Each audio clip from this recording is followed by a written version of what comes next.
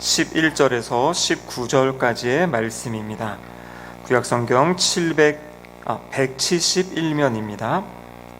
레위기 16장 11절에서 19절까지의 말씀입니다.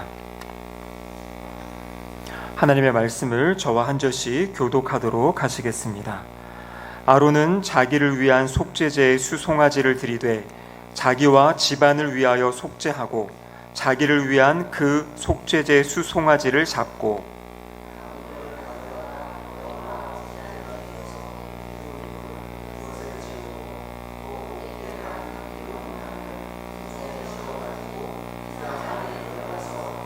여호와 앞에서 분향하여 향연으로 증거계 위 속죄소를 가리게 할지니 그리하면 그가 죽지 아니할 것이며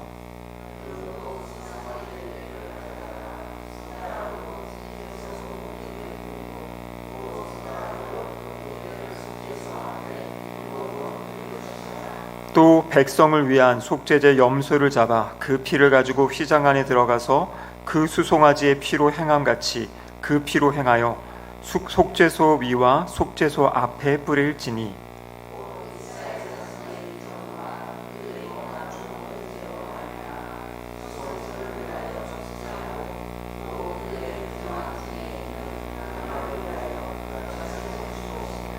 그가 지성소에 속죄하러 들어가서 자기와 그의 집안과 이스라엘 온 회중을 위하여 속죄하고 나오기까지는 누구든지 회막에 있지 못할 것이며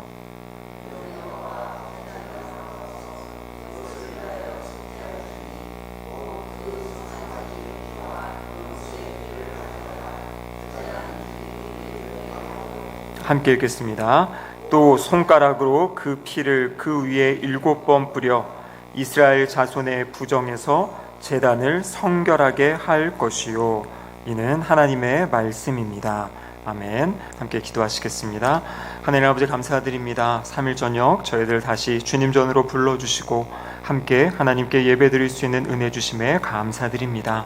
이 저녁 함께 주님 말씀을 듣고 말씀을 나누며 또 함께 기도하는 시간을 통하여 하나님의 은혜를 또 누릴 수 있는 복된 시간 되게 하여 주시옵소서.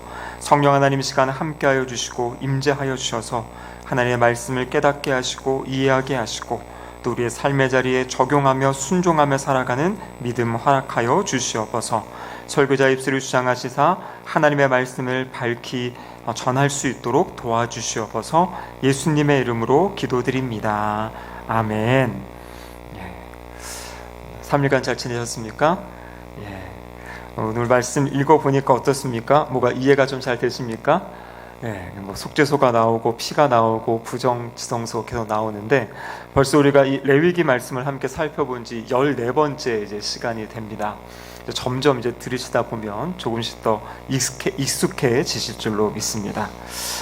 그 레위기 1장부터 5장까지에 보면은 레위기에 나와 있는 5가지의 제사가 이제 먼저 기록되어 있죠. 기억하십니까? 첫 번째 제사가 번제, 두 번째가 어떤 제사죠? 소제, 세 번째가 화목제, 네 번째가 속죄제, 다섯 번째가 속건제 이렇게 되어 있습니다. 그래서 1장은 번제, 2장은 소제, 3장은 화목제. 4장, 사실 속죄제는 4장만이 아니라 4장과 5장 앞부분까지 속죄제가 나오고 속건제가 이제 5장에 나와서 1장에서 5장까지 5가지 제사가 하나씩 나옵니다. 우리가 지난 5월 달에 살펴본 내용이 바로 레위기 4장에 나와 있는 이 속죄제와 관련된 그러한 내용이었습니다. 기억을 하고 계실까요? 잘 기억을 안 나신 분도 있죠. 이 속죄제는 무엇이냐면 말 그대로 우리의 죄의 문제를 해결할 수 있도록 하나님께서 친히 제정해 주신 제사가 속죄제입니다. 특별히 4장에 보면 거기에 신분에 따라서 어떤 제사장이라든지 이스라엘 백성 전체라든지 아니면 족장 한 사람의 죄, 그래서 각각에 따라서 어떻게 속죄하는 제사를 드려야 되는지에 대해서 이미 우리가 레위기 4장에서 살펴보았습니다. 근데 그때 핵심이 무엇이었냐면 그 제사, 거기서 말하는 죄는요, 부지 중에 지은 죄를 용서받는 것이에요. 이 부지 중에 그릇, 다른 말로 이야기하면 의도성이 없는 죄와 관련된 것입니다. 그래서 레위기 4장에 나와 있는 속죄제는 내가 알면서 지은 죄 이것을 용서받는 것이 아니라 내가 알지 못하고 실수로 의도하지 않게, 그래서 성경에 보면 부지 중에 그릇 지은 죄, 그런 죄를 용서받는 것이 바로 속죄죄입니다. 근데 우리가 살다 보면 모르고 지은 죄가 있지만 또 알면서 지은 죄가 있어요. 알면서도 내가 의도를 가지고 어떤 그 부분을 잘못하는 경우들이 있죠. 근데 그럴 때에는 그 레위기 4장에 나와 있는 속죄죄로 용서를 받을 수가 없어요. 그 문제는. 그래서 오늘 우리가 다루는 이 레위기 16장에 나와 있는 이 대속죄일이 바로 우리가 의도적으로 고의적으로 지었던 죄도 그것이 내가 죄임을 인식하고 깨닫고 하나님 앞에 나와서 용서를 받을 수 있는 그러한 제사가 바로 이 대속죄일에 진행되어지는 제사입니다. 그래서 일반적인 레위기 4장의 죄와 이 대속죄일의 제사는 큰 차이가 있다는 것을 한번 기억하면 좋겠습니다. 자, 오늘 본문 레위기 16장 16절에 보면은 그 내용을 설명하고 있는데요. 우리 같이 한번 성경 말씀 읽어보도록 하겠습니다. 곧 이스라엘 자손의 부정과 그들이 범한 모든 죄로 말미암아 지성소를 위하여 속죄하고, 이렇게 되어 있습니다. 그러니까 지금 이 레위기 16장에 나와 있는 속죄일에 어떠한 제사를 왜 드리는지 나와 있는데요. 앞부분에 보면 이스라엘 자손의 부정, 이 부정한 것을 속죄한다, 이렇게 되어 있습니다. 여기 나오는 내용은 바로 우리 11장부터 지난주에 15장까지 살펴봤던 그 내용과 연결이 됩니다. 11장에서 우리가 다루었던 내용이 바로 음식법에 대한 것이었어요. 어떤 음식은 정한 음식이고 어떤 음식은 부정한 음식이다, 이러한 내용들이었고요.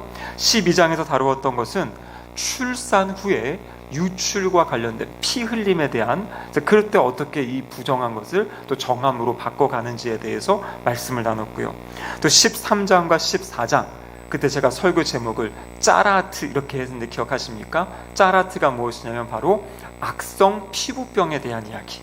그래서 예전 성경에는 나병이라고 번역되어 있는데 사실 그것이 악성 피부병, 여러 가지 종류의 피부병을 포함하고 있는, 그래서 13장과 14장은 바로 그 내용들을 통해서 어떻게 그것이 이제 부정한 것을 정하게 만드는지, 이런 내용이었고요. 이제 15장에 가서는 우리가 지지난주에 살펴본 유출과 관련된 어떤 그러한 내용들.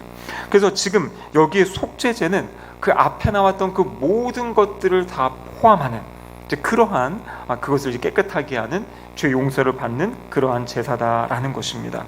그리고 이어지는 다시 한번 16절 말씀을 보시면은요, 거기 이런 말씀이 있죠. 그들이 범한 모든 죄, 이렇게 되어 있어요. 그들이 범한, 이 범한이라는 이 페샤라는 이 히브리어가 무슨 말이냐면 바로 의도적으로 지은 죄라는 것이에요. 이 페샤가. 그래서 그 레위기 4장에 나와 있는, 거기에서는 그 죄가 비슈가가라는 단어인데 그것은 의도성이 없는 죄.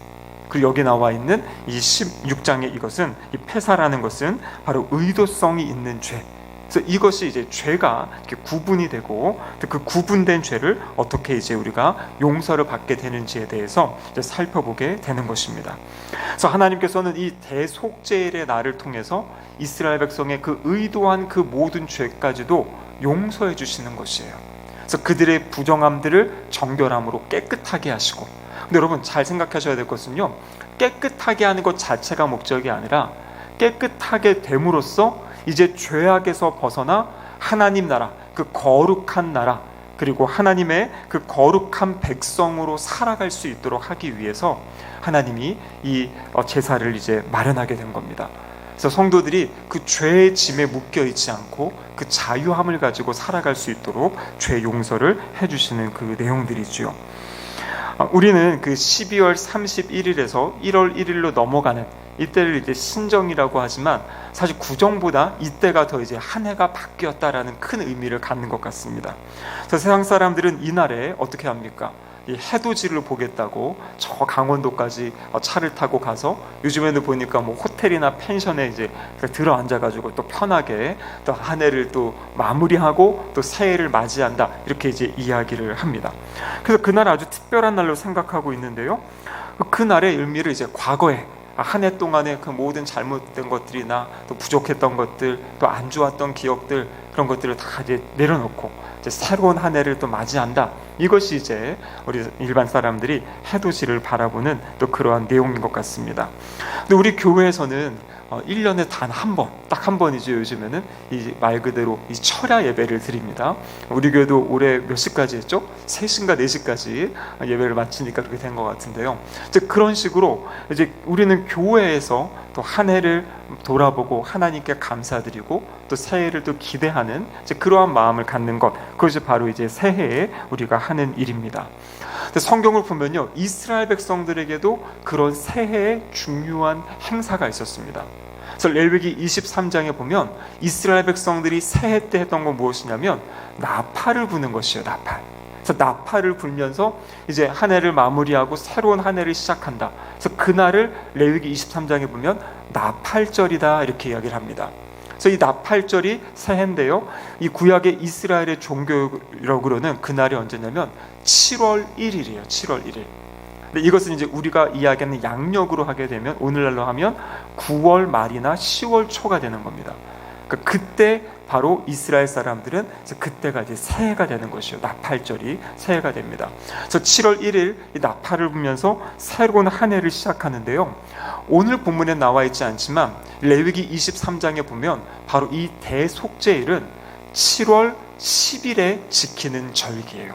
그러니까 새로운 이스라엘 백성들에게 새로운 한 해가 7월 1일 그날에 이제 새로운 한 해가 시작이 되고, 그리고 10일째 되는 날 바로 이 대속죄를 지킬 것을 하나님께서 명령을 하신 겁니다. 그렇기 때문에 이 대속죄일은요, 레위기가 이제 27장까지 있는데요, 이 레위기를 연구하는 성경학자들 레위기의 가장 핵심이 되는 장이 어딘가라고 이야기할 때 바로 이 레위기 16장을 이야기하고 있어요. 그래서 레위기 16장이 이 레위기 안에서도 제가 첫 시간에 말씀드렸죠.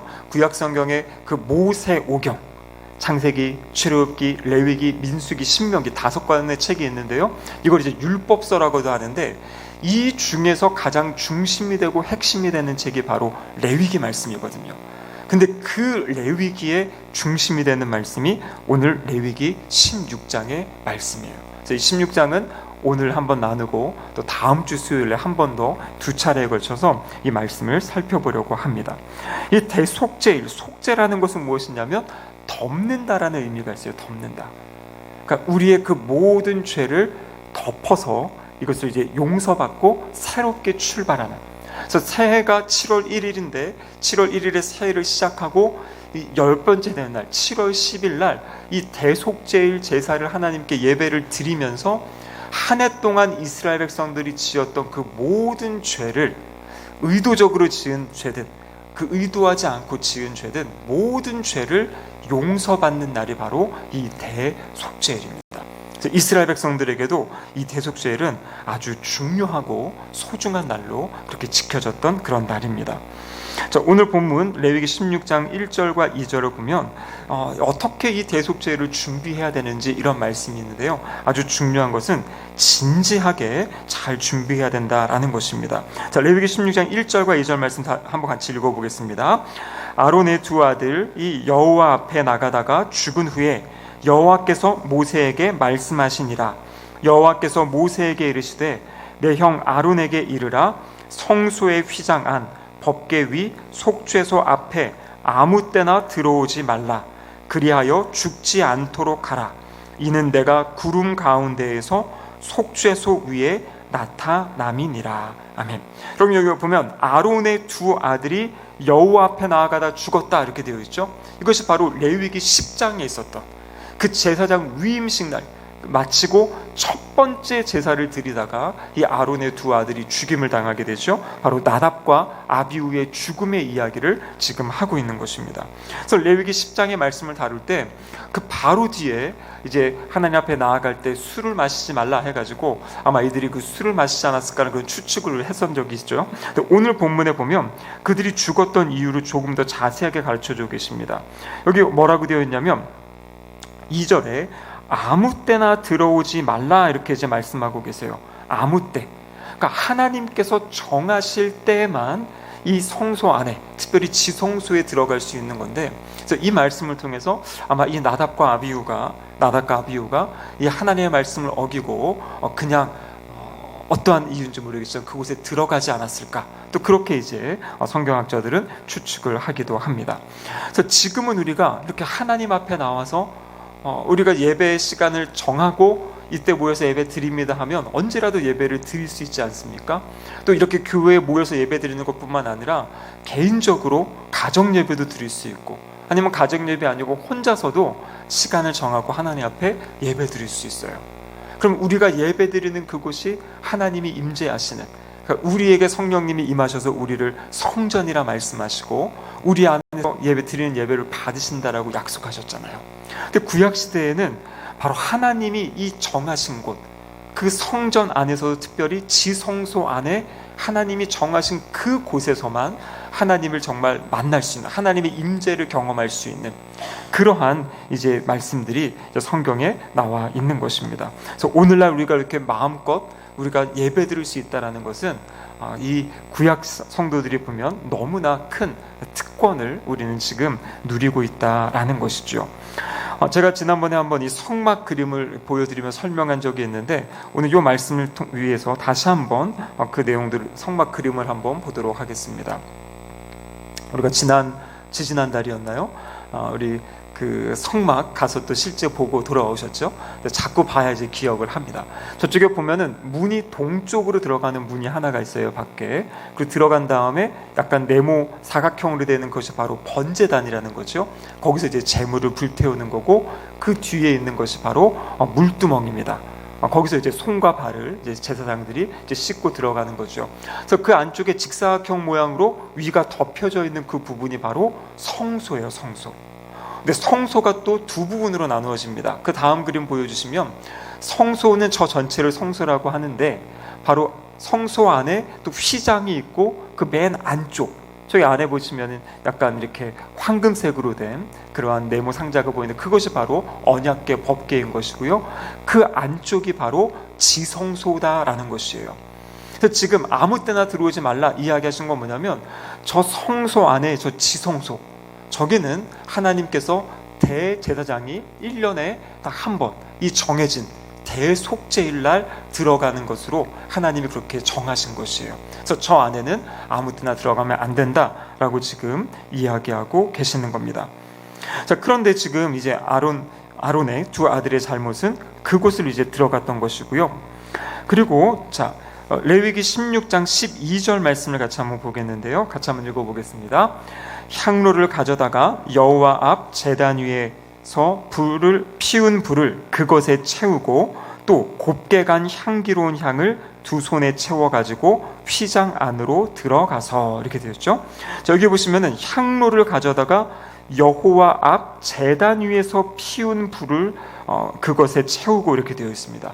이 여호와 앞 제단이, 여기서 말하는 이 제단이 바로 번제단을 이야기하는 것이에요. 그래서 아까 그림에서 보셨던 첫 번째 들어간 데 있는 번제단, 그래서 번제단에 있는 불을 가져다가 향로에 이제 담아가지고 그렇게 이제 하나님 앞에 가지고 들어가야 된다라고 지금 이야기하고 있는 것이죠.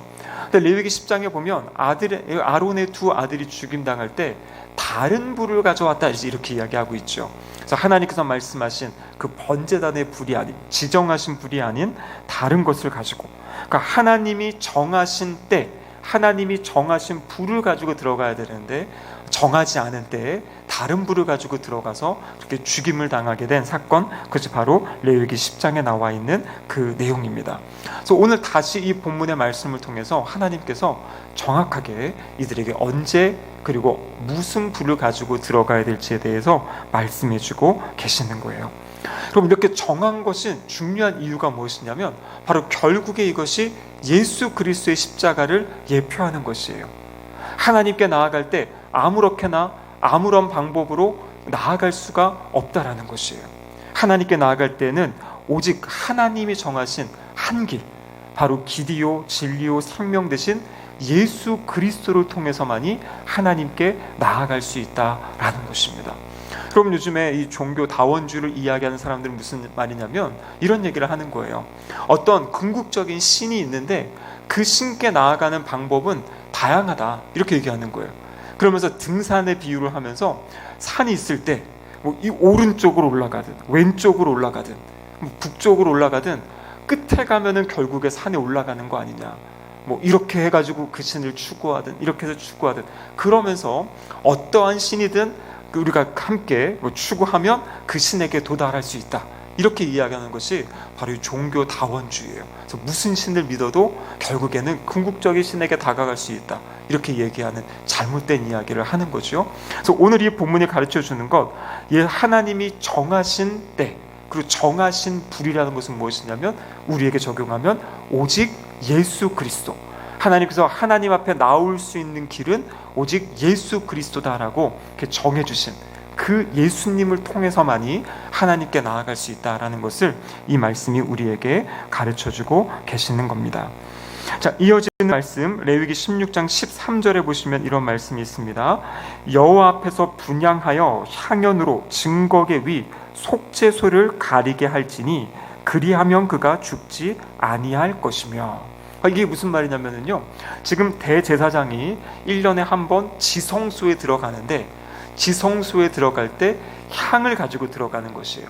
그래서 그 지성소 안에 들어가서 향을 피움으로 그 지성소 안을 이 향의 연기로 지금 이제 가득 분향하여 향연으로 가득 채울 것을 이야기하고 있는 것입니다.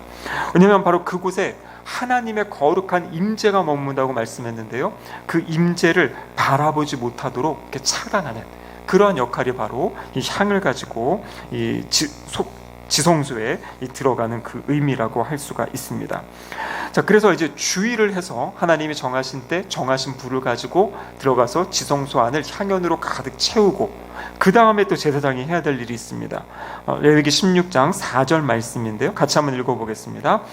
거룩한 세마포 속옷을 입으며 세마포 속바지를 몸에 입고 세마포 띠를 띠며 세마포 관을 쓸지니 이것들은 거룩한 옷이라 물로 그의 몸을 씻고 입을 것이며, 이렇게 되어 있죠. 그래서 대제사장은 이 대속죄일날 지성소에 들어가기 위해서는 옷을 갈아입고 들어가야 돼요.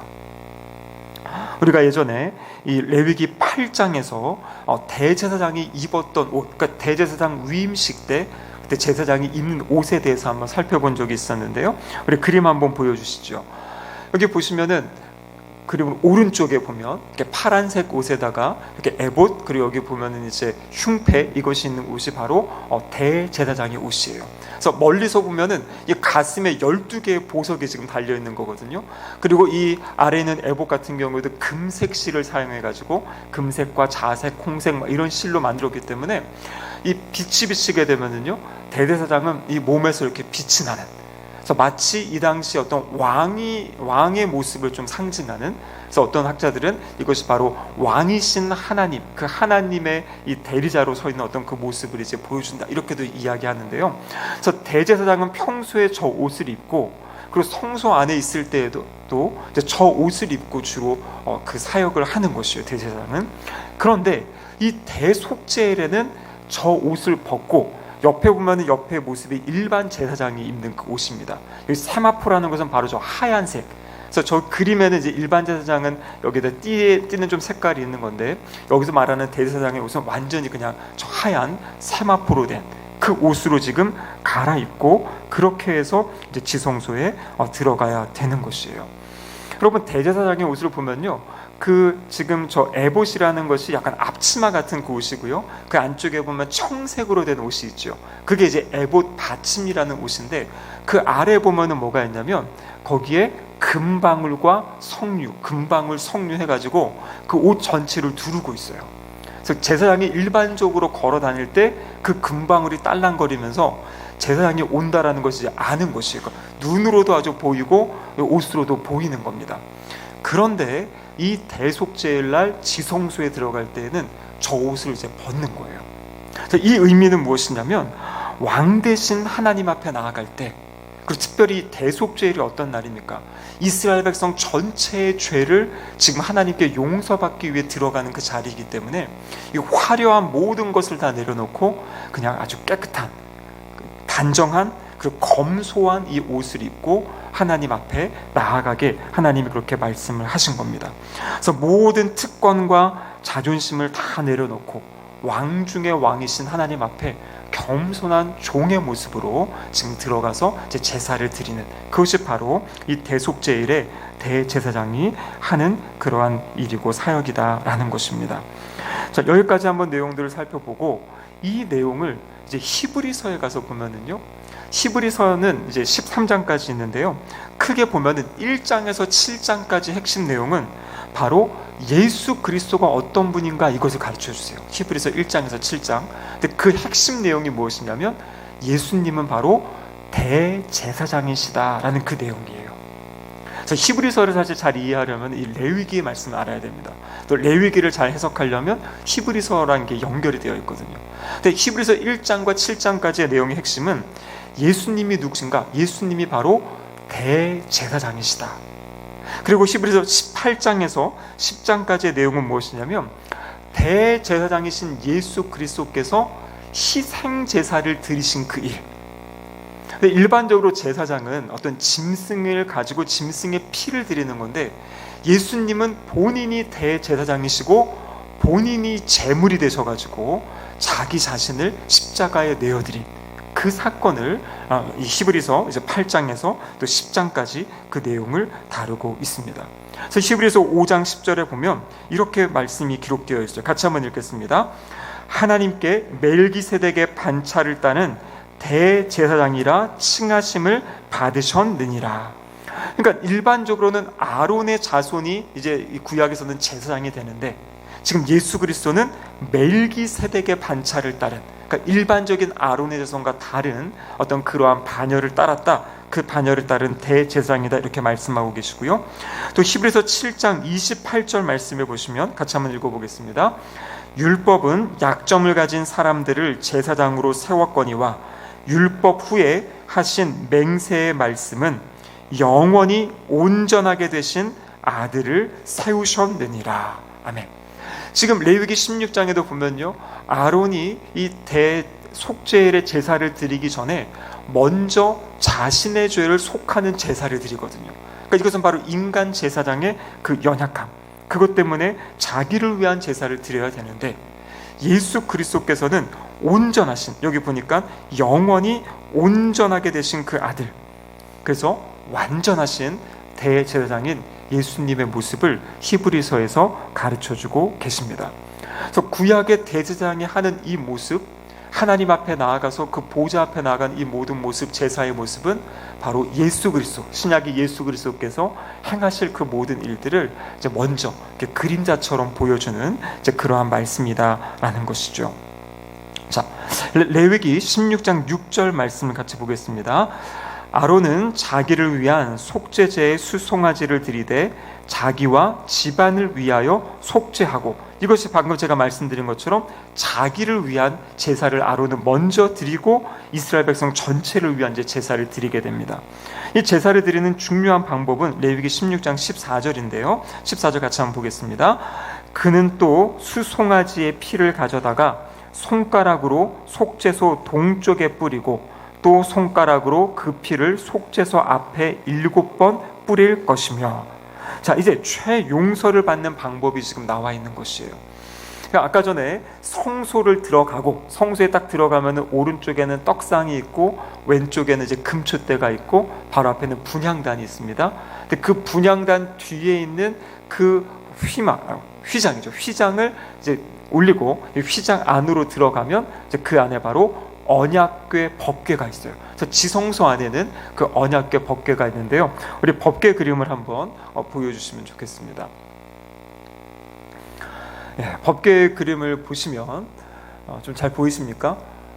저 옆에 한 분이, 남자분이 서 계시는데요. 실제 법궤의 사이즈가 저 정도예요. 그러니까 엄청 크지 않습니다. 남자 어른의 허리 정도밖에 오지 않고요. 그래서 저기 보시면은 법궤 아래는 이제 조각목으로 만든 다음에 그 나무를 이제 금으로 이렇게 싸게 하나님이 이제 거기를 이제 금으로 덮도록 말씀하셨고요. 그리고 지금 여기 오늘 본문에 나와 있는 이 속죄소가 중요한 거죠. 속죄소. 속죄소에다가 지금 피를 뿌려라 이렇게 말씀하셨거든요. 근데 속죄소는 뭐냐면은요, 그 나와 있는 그림의 오른쪽에 보시면 그 아래 이 네모난 이것이 바로 이제 법궤고, 그 위에 뚜껑이 있어요. 뚜껑. 법궤를 덮는 그 뚜껑이 있고, 뚜껑 위에 이렇게 지금 뭔가 모양이 정확하지 않아 보이는 게 있죠. 이게 뭐냐면 그룹이에요. 그룹. 우리가 지금 큐티 하시는 분들은 에스겔서 말씀에 보면 그 내 생물의 환상 막 그래서 그룹이 나오지 않습니까? 그룹의 핵심은 뭐냐면 하나님의 보좌 앞에 그룹이 있는 거거든요. 근데 저기에 속죄소는 뭐냐면은 바로 그 언약궤, 법궤의 뚜껑. 그래서 뚜껑이랑 이 그룹은 어떻게 만드냐면 금을 쳐가지고, 이거는 완전히 순금으로 만드는 겁니다. 그래서 그룹과 함께 그룹 아래 연결되어진 그 뚜껑, 이것이 금으로 되어 있어요. 그래서 아래는 이제 나무로 만들고 금으로 동음한 거지만 이 속죄소. 근데 속죄소는 뭐 어디냐면 바로 그 뚜껑 위가 속죄소예요. 그러니까 뚜껑 위 그룹 사이 그 공간이 있죠. 그 부분이 오늘 레위기 16장 14절에서 말하는 속죄소라는 것이에요. 속죄소. 자, 근데 여러분 성경책을 한번 보시면은요, 레위기 16장 14절 성경책 보시면 속죄소 한 다음에 아래 각주가 보이십니까? 각주가 이렇게 있죠. 네. 거기 뭐라고 되어 있습니까? 시은좌 곧 은혜의 자리, 이렇게 되어 있죠. 시은좌, 히브리서에 보면 시은좌라고 나오거든요. 그 시은좌가 어디냐면 이 속죄소예요. 그래서 속죄소, 시은좌, 이것이 바로 은혜의 자리다. 근데 하나님께서 이 성막을 만들라고 하시면서 약속하신 게 뭐냐면, 내가 속죄소 위 그룹들 사이에 거기에 하나님이 임재하시겠다고 약속하신 거예요. 그러니까 이 이스라엘 백성들이 하나님이 출애굽기 그 25장부터 나머지 40장까지가 이제 거기서 이제 이 성막을 만들어라 이 말씀이었죠. 그리고 그 성막을 광야에 이스라엘 백성들 전체의 중심에 성막이 있고 12지파가 그 주변에 이렇게 있잖아요. 그래서 그 성막에 내가 임하겠다 했는데, 구체적으로 어디냐면 성막의 지성소 안에 그 법궤 위, 그 시은좌, 이 속죄소 그 뚜껑 위와 그룹 사이, 그 부분에 하나님이 임재하신다라는 것이에요. 자, 그런데 여기서 지금 보십시오. 레위기 16장 14절에 보면 수송아지의 피를 가져다가 손가락으로 속죄소 동쪽에 뿌리고, 이렇게 되죠. 동쪽에. 이 동쪽은 어디냐면요, 이미 문으로 들어가는 문들이 다 동쪽인 거예요. 아까 전에 그 성막에 들어가는 문도 그렇고 성소에 들어가는 문도 그렇고 이것이 다 지금 동쪽을 향해 있는 거거든요. 그러니까 동쪽에 뿌리라는 것은 무엇이냐면, 제사장이 딱 들어갔을 때 바로 보이는 정면이 동쪽인 거예요.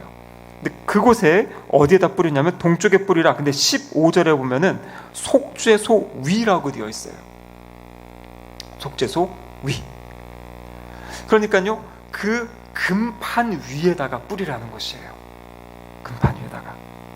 그리고 여기 앞에 보면 속죄소 앞에 7번 뿌려라. 그건 뭐냐면 그 지성소 바닥에다가 7번을 뿌리는 것이에요. 자, 근데 중요한 것은 뭐냐면 바로 여기 속죄소 위에다가 그 동쪽에다 뿌리는 것이 참 중요합니다. 여러분, 이 아까 제가 말씀드린 이것이 언약궤라고도 하고 법궤라 그랬죠. 그게 언약궤와 법궤로 불리는 이유가 무엇입니까? 그 안에 뭐가 들어가게 되어 있어요? 바로 10계명의 두 돌판이 그 안에 들어가 있잖아요. 그렇죠? 그래서 하나님이 이스라엘 백성들에게 너 이것은 죄다 아니다라는 것의 기준이 뭐냐면 10계명의 두 돌판이에요. 그런데 이스라엘 백성들이 이 돌판대로, 이 말씀대로 살아갈 수가 있습니까? 못 살아갔잖아요. 그러니까 그게 바로 죄라는 거잖아요. 그런데 그 돌판 안에, 그러니까 이 법궤 증거궤 안에 돌판이 있고 하나님의 말씀, 율법이 있는 거죠. 근데 그 율법을 덮고 있는 뚜껑 위에다가 피를 뿌리는 거예요. 무슨 말이냐면 이스라엘 백성들이 그 율법에 있는 말씀들을 지키지 못하고 죄 가운데 있는데, 그 율법 위에다가 피를 뿌리게 되면 하나님이 이 피를 보고 그 율법을 어긴 그 죄들을 용서해 주신다는 것이에요. 십계명에 나와 있고 그 이외에 나와 있는 그 많은 그 시행 규칙들, 그래서 출애굽기 19장부터 24장까지 나와 있는 20장에 십계명이 있고 21장부터 24장까지 나와 있는 그 모든 잘못한 그 율법의 말씀을 어긴 것, 그것을 어떻게 하냐면 그 속죄소 위에다가 피를 뿌릴 때 그 피를 보시고 그 아래에 있는 율법의 잘못한 그 모든 것을 용서해 주시는 것. 그래서 1년에 한 번 이스라엘 백성 전체가 지난해 동안에 지었던 모든 죄를 하나님이 이 속죄소 위에 뿌리는 피를 보시고 용서해 주시는 날이 대속죄일인 것이에요. 그래서 1년에 한 번 이 모든 죄를 용서받고 이제 어떻게 하는 겁니까? 다시 그 새로운 한 해를 시작하는 것이에요. 그러니까 하나님이 이들에게 새로운 기회를 주시는 거예요. 죄악 가운데 묶여있지 않고 얽매여 있지 않고 이제 하나님 앞에 이 제사를 드림으로 하나님이 그래, 내가 너희의 모든 죄, 이 율법에 있던 모든 죄, 잘못한 모든 것을 용서해 주겠다라고 하나님이 딱 말씀하시면서 새로운 한 해를 시작할 수 있는 날, 그날이 바로 이 대속죄일이다라는 것이에요. 자, 그런데 여러분 생각해 보십시오. 우리가 이스라엘의 역사를 보면요, 그 성전, 솔로몬이 지었던 성전이 마지막에 어떻게 됩니까? 성전이 파괴되잖아요. 우리가 지금 묵상하고 있는 에스겔서의 말씀이 지금 그 내용이에요. 현재 에스겔은 바벨론 포로로 잡혀갔고 아직 이 예루살렘, 이 유다는 멸망하지 않았어요. 아직 건재합니다. 근데 결국에 이대로 가면 하나님이 심판하신다. 이것이 지금 우리가 묵상하고 있는 에스겔서의 말씀이잖아요. 그런데 그 말씀에 돌이키지 않고 이스라엘 백성들이 결국에 기원전 586년에 이 로마에 의해 가지고, 로마가 아니죠, 저기 바벨론에 의해 가지고 완전히 이제 성전이 무너져 내리는, 그때 이 성전도 다 파괴가 돼 버립니다. 그럼 그런데 그 이후로, 성전이 파괴된 이후로 이 증거궤, 언약궤가 어디 있는지 못 찾았어요. 그래서 이들이 바벨론 포로로 갔다가 하나님 약속의 말씀대로 70년대 이제 포로 귀환했죠. 그래서 우리가 강성호 목사님이 지난주까지 학개서 말씀이 그 포로 귀환한 공동체가 다시 성전을 지어라, 이 내용이었잖아요. 그런데 여러분, 성전은 지었는데 그 안에 증거궤, 언약궤가 없어요. 그러면 예전에 혹시 인디아나 존스라는 영화 보신 적 있죠? 여러분, 인디아나 존스의 한 편이 뭐냐면 그 언약궤 찾는 내용이에요. 인디아나 존스가 뭘 찾는 거냐면요, 그때 잃어버린 법궤 찾는 내용이 인디아나 존스의 그 여러 시리즈 중에 하나가 바로 법궤 찾는 이야기입니다. 그래서 포로 귀환한 공동체, 이 법궤가 없어졌어요. 그래서 이들이 어떻게 했냐면요, 그때부터는 지성소에 들어가서 거기에 언약궤가 있다라고 생각을 하면서 그냥 그 공중에다가 이렇게 피를 뿌리면서 이제 포로 귀환한 이 유대 공동체는 그렇게 이제 제사를 지냈다라고 이렇게 역사적으로 기록이 되어 있습니다. 자, 근데 여기서 이제 우리가 마지막으로 살펴볼 중요한 것, 제가 왜 이렇게 이 속죄소에 대해서 자세하게 설명을 드렸냐면요, 로마서 3장 25절에 이렇게 기록되어 있습니다. 같이 한번 읽어보겠습니다. 이 예수를 하나님이 그의 피로써 믿음으로 말미암는 화목제물로 세우셨으니, 예수를 하나님이 그의 피로써 믿음으로 말미암는 화목제물로 세우셨다. 그럼 유대인들의 기대는 뭐냐면 마지막 때에 다시 그 속죄소가 나타나가지고 속죄소 위에 피를 뿌려가지고 우리의 모든 죄를 용서받고 싶다. 이것이 유대인들의 기대거든요. 그런데 지금 하나님이 예수 그리스도를 화목제물로 삼으셨다, 이렇게 되어 있죠. 여러분, 이 화목제물이라는 단어가 실라스테이온이라는 단어인데, 이 단어가 다른 말로 무슨 말이냐면 속죄소라는 단어예요. 속죄소. 그러니까 유대인들이 그렇게 기다렸던 잃어버린 속죄소를 다시 찾아서 그곳에 피를 뿌리고 용서받고 싶다라는 그 기대인데요, 하나님은 지금 이 언약궤를 어떻게 보면 하나님이 숨기셨을 수 있어요. 사람들이 찾아놓으면 그게 우상시 돼가지고 거기 가가지고 막 절하고 할 수도 있죠. 근데 속죄소가 없어요, 지금 이 땅에.